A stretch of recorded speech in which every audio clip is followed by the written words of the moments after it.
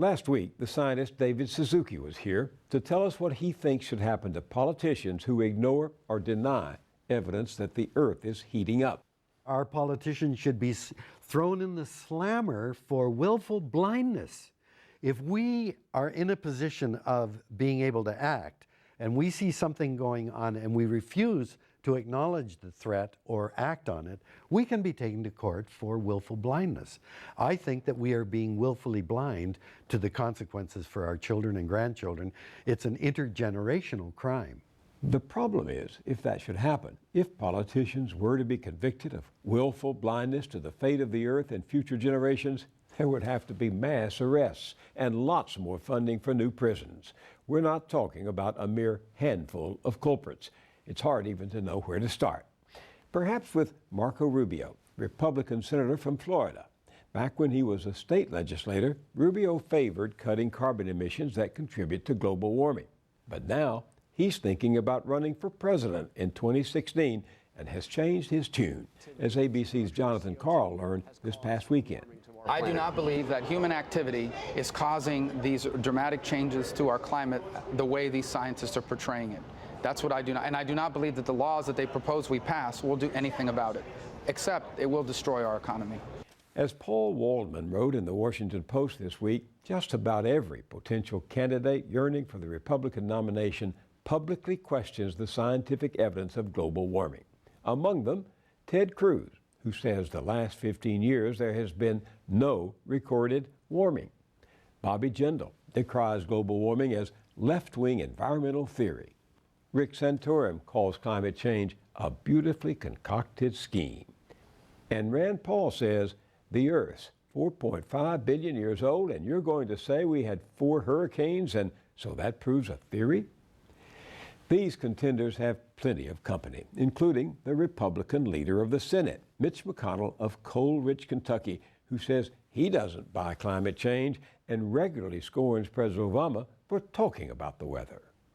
Republican Representative Dana Rohrabacher says global warming is a total fraud. And he's from California, where every inch of the state is under siege from epic heat and drought. Then there's Representative Joe Barton, former GOP chair of the House Energy and Commerce Committee, who hails from Texas, which, the story goes, was created in only one day by the Almighty, who spent the rest of the week drilling for oil. Smoky Joe Barton says that Noah's great flood is an example of climate change, and that certainly wasn't because mankind had overdeveloped hydrocarbon energy. I'm not making this up. They really say these things. But they're not actually stupid. Playing dumb is just their game, to appease the base of Tea Party Republicans who watch only Fox News and don't really know better. And, of course, to keep the campaign contributions rolling in from the fossil fuel companies and predatory billionaires. But haul these fellas up on charges of willful blindness, and I'll wager they would all take the 5th. No one knows the ways politicians undermine action to stop global warming better than David Suzuki. This geneticist and zoologist, author and broadcaster, is known to many as the godfather of the environmental movement. This is the nature of things. Since 1979, he's hosted the Canadian TV series The Nature of Things, making science understandable and entertaining to audiences around the world. In his native Canada, he's fought hard against those science deniers in positions of power who have turned a blind eye to the future and the truth. Welcome back, David. Thank you. It's good to be here. You once believed that if people were showed the valid science about global warming, they would understand. You were wrong about that. No. It's not the case that you shall know the truth and the truth shall make you free. Yes, the discussion platform has been very, very badly polluted. I really did believe in my whole life. I did my first television series in 1962, when even you were a young man too. And my belief was, and still is, that if we can have a conversation about the facts, that ultimately we can make the proper decisions. Well, it's a much more complicated affair. And what I'm realizing now is that as long as we carry on the conversation within a frame that is dictated by economics, then we're going to lose every time. And again, let me tell you a story. Many years ago, the Lytton Indian Band, they called themselves, came to me and said, our government has given a permit to log our sacred valley. The sacred valley is now called the Stein Valley. They gave a permit to Fletcher Challenge, a New Zealand forest company, and we don't want any logging to take place. So I said, okay, but before I work with you, I'd like to see what you're fighting to protect. So I took my family, we went camping in the valley for 5 days, and it's a magnificent valley. So as we were coming out, we met a big party of people, and the women were all dressed in high heels and dresses, and the men in suits and ties, and I said, this is not a camping party. But you know, anybody on the trail you talk to, and so very quickly, I realized, holy smokes, this is the CEO of Fletcher Challenge. And very quickly he realized, oh my God, this is that troublemaker, David Suzuki. Thank you. So we got into, let's say, a heated discussion. And finally he said in frustration, listen, Suzuki, are tree huggers like you willing to pay to protect those trees? Because if you're not willing to pay for them, they don't have any value till someone cuts them down. And that was a big insight for me, because I realized, holy cow, you know, he's absolutely right. In his world, he could tell me how many jobs will come, how many board feet of lumber, how many cubic meters of pulp, how much profit can be made out of there. And what do? If I'm arguing in his frame and say, well, gee, every year we can pick a few berries, and there are some salal bushes that we could use for flower arrangement, and maybe we could find a cure for cancer. Like, we have no chance against that argument if we stay within an economic frame, because the real reason we're fighting for the forest is that it's taking carbon out of the atmosphere and putting oxygen back in it. Not a bad service for an animal like us. But economists don't have a place for that in their construct. Well, how would you expect otherwise when, as you point out, the fossil fuel industry has deliberately embarked on a program to cast doubt on the science of global warming? They say you and others like you are practicing junk science, and they are winning the propaganda. In the United States. In the United States. Yes, that has worked. What we do know from the magnificent book, Merchants of Doubt. Merchants of Doubt. You sow doubt. Since the 1990s, the fossil fuel industry has known, just as the tobacco industry knew years before they finally admitted it, that smoking caused cancer. The fossil fuel industry knows that fossil fuel use is at the heart of climate change. But now the problem is their job as CEOs and executives is to make money for their shareholders, and they'll do it. And if they begin to frame the discussion a different way, the chances are they'll be booted out of their position. So they've got no choice. The paradox as you speak is that I saw a poll that said almost 90% of Canadians really take global warming seriously and know that we contribute to it, and yet their government is taking actions that are in direct contradiction to their understanding of global warming. Yes. The citizens understand. Our government has come down hard. So environmentalists are called enemies of Canada. By the Prime Minister? By the Prime Minister, well, his mouthpieces, his various ministers. We are called radical extremists. We had one minister who said, you have these extremists, terrorists like bin Laden and environmentalists. So that's how we're being demonized, by being lumped in as terrorists. And this is a very effective thing that we know that it's been done by the tobacco industry, it's being done by the fossil fuel industry.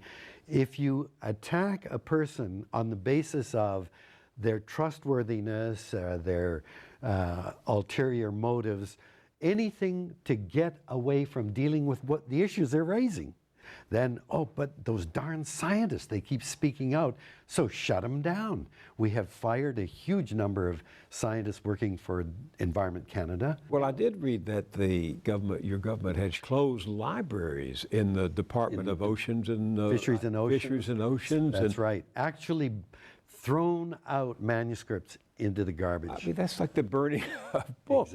Exactly. And they've muzzled the scientists that work for the government.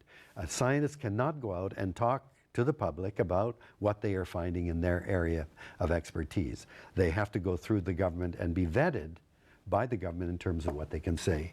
That really sends a chill through the scientific community, because other scientists who aren't working for government but are in universities depend on government grants in order to carry out their research, much more cautious in speaking out. It sends a chill, and that really scares me, because if you can't have scientists telling you what the grounds, the scientific information is on various issues, who then do we go to for the authority?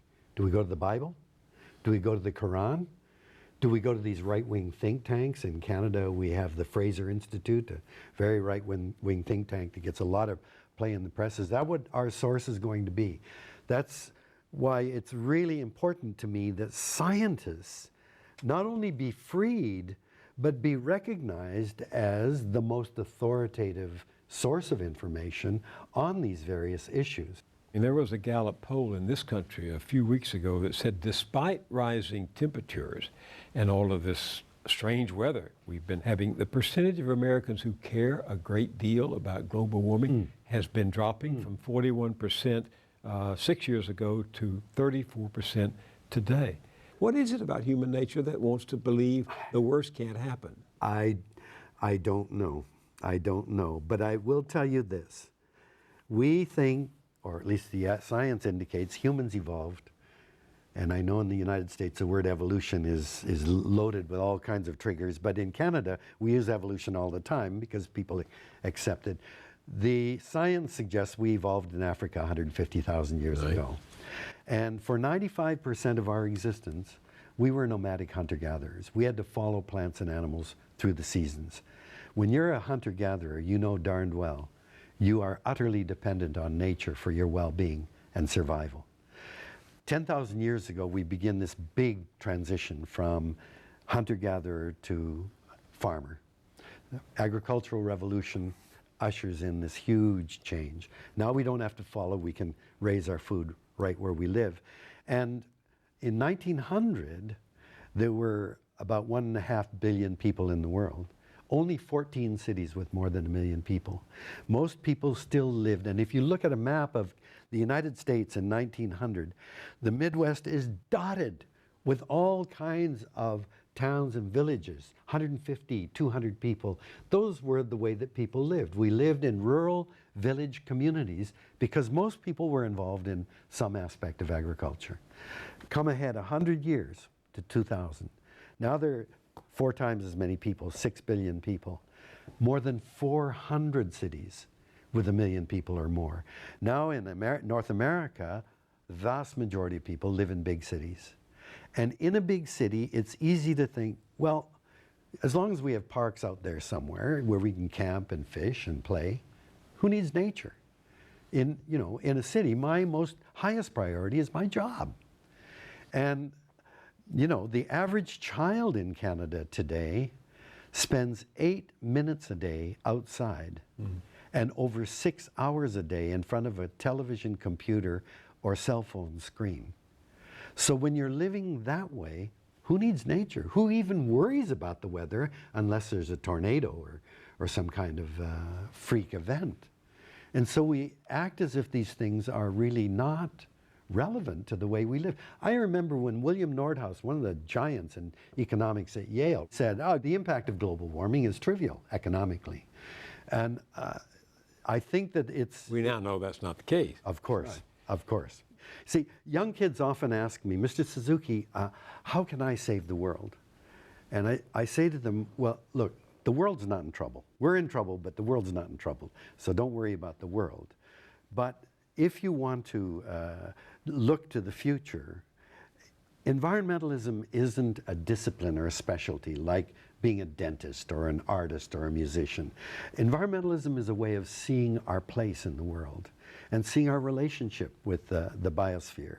And we need everybody to see the world that way. So I tell young kids, follow your heart, but whatever your activity is, if you're a dancer or a musician or an athlete, see the world that your activity is made possible by good old Mother Nature, and treat her with more respect. So you say the world's not in trouble, but when I read some of what you've written and when I look at photographs and video of the tar sand, it seems to me the world's in serious trouble. Well, the There world, you have a microcosm of it. the world, the planet is undergoing immense changes. Humans now are the major force shaping the properties and the functions within the biosphere. That's why scientists refer to this as the Anthropocene epoch, a period of time when human beings have become a geological force. We're altering the physical, chemical, and biological features of the planet on a geological scale. So there's no question the planet's undergoing change, but the planet is going to be here long after we're gone. The planet will continue to go on in this altered state. I have no doubt life will persist. We've gone through periods of tremendous extinction. There are 5 great extinction events that happen. We don't know why, but one of them, when the dinosaurs disappear, may have been caused by this collision with an asteroid and a cooling period. But the reality is it takes 10 to 20 million years for life to recover after one of these great extinction crises. And I don't know if you've interviewed Elizabeth Colbert, who's just Read a book. The Sixth Extinction. And there's no question that we're in a new extinction phase, but now it's being caused by one species alone, which is us. Life will go on. Even if we heat up the planet to what is being projected as 4 to 6 degrees this century, which to me is unimaginable, life, I'm sure, will persist, but in a radically different form. So tell me, the series that you've hosted for over 30 years now, called The Nature of Things, can you boil down to a few sentences here at the end what you've learned about the nature of things? Can you give me a nugget of experience we can pass on to my audience? I don't know about the experience through television. Of course, it has given me the opportunity to meet so many amazing people, but the most important person I never met, but she had as great an influence on my life as anybody I've known, was Rachel Carson. Rachel Carson in 1962 published Silent Spring. And I was a hotshot geneticist then. I'd spent 8 years in the United States getting my education, and I was gonna be this hotshot in Canada. And I read this book, and it just changed my life. And what it said is, the lab is not the real world. You know, you can do all kinds of experiments in a test tube or in a growth chamber, but in a real world, the wind blows, sun sets, night falls, it rains, all kinds of things happen that you don't get in a controlled chamber. That's point one. And the second point is, in nature, everything's connected to everything else. What we do when we look at the world through science, or even through the media, is we isolate and we look at little segments as if they're not interconnected. And that was really the important message to me. The lab is not a miniature replica of the real world. It's an artifact in a way. And everything in the world is connected, so everything carries responsibilities. 3 years ago, you said you would likely die before your children became mature adults and have their own children. But you said you were filled with hope to imagine their future, and I'm quoting, rich in opportunity, beauty, wonder, and companionship with the rest of creation. As the climate crisis has worsened over the last 3 years, what has happened to your hope? Well, a lot of my colleagues have now said it's too late. Clive Hamilton, an eminent eco-philosopher in Australia, wrote a book, Requiem for a Species, and we're the species it's a requiem for. I've read everything, the entire book, and there's nothing I disagree with there. James Lovelock, the man who invented this idea of Gaia, says 90% of humanity will be gone by the end of the century. And Sir Martin Rees, the Royal Astronomer in Britain, was asked, what are the chances humans will be around by 2100? And he said 50-50. So there are a lot of my colleagues who are saying we've passed too many tipping points to go back. My answer is, thank you for the message of urgency. We don't know enough to say it's too late. And this isn't some kind of Pollyanna-ish idea. I based that notion of our ignorance on reality. In the most prized species of salmon in the world is a sockeye salmon. It's got that bright red fatty flesh that we all love. And the largest sockeye salmon run in the world is in Canada in the Fraser River. We like a run of about 20 to 35 million salmon is a good run. That's a lot of fish. And in the year 2009, just over 1 million sockeye came back to the Fraser. And I said to my wife, that's it. There isn't enough biomass to get them to, they're going extinct. A year later, and the government set up a royal commission to look into what the heck happened to the sockeye salmon. A year later, we got the biggest run of sockeye in 100 years. Now, I like to cite this, not to show how stupid I am. Nobody knows what happened. But nature surprised us. And I believe that nature has many more surprises if we can pull back and give her room. And that's the basis of my hope. And that's all I'm left with. I see where the curves are all going, but I still cling to hope as the thing that we've got to grab onto if we give nature a chance. So what if our species is not the apex of creation? Are we assuming that the very species that can pollute and destroy our habitat is the one worthy most of saving? I definitely do not believe that at all. Its life is the miracle on this planet. UNEP, the United Nations Environment Program, say over 50,000 species, and there are big ones and small ones going extinct. And I grieve for that. I grieve for my kin, the other species that occupy this planet. I certainly don't regard us as the apex, but I love my children. And that's what drives me, is that I want my children and grandchildren to live in a world where they can have the joy of being alive and human, and I will fight for that. Now, at this point, at the end of our show and towards the end of my life, one of the great gifts that I got was I used to spend so much time going, we got to finish this project, like we've got to get going, like we don't have time. And my family paid the price. I was at the office so long hours and traveling. And one day I looked in the mirror and I said, who the hell do you think you are? There are 7 billion people on the planet. You think you're so important? Of course you're not. The only way this change is going to happen is when there is a body of people working together. A lot of drops will fill any bucket. And it's not your responsibility. It's your conceit to think you're so special. You've got to do it. And that relieved me of a tremendous amount of pressure on my part. All I want is to be able to say to my grandchildren, I did the best I could. I'm one human being, that's all. And if there are enough people like that, something big could happen, I think. David Suzuki, thank you very much for being with me. Thank you for having me.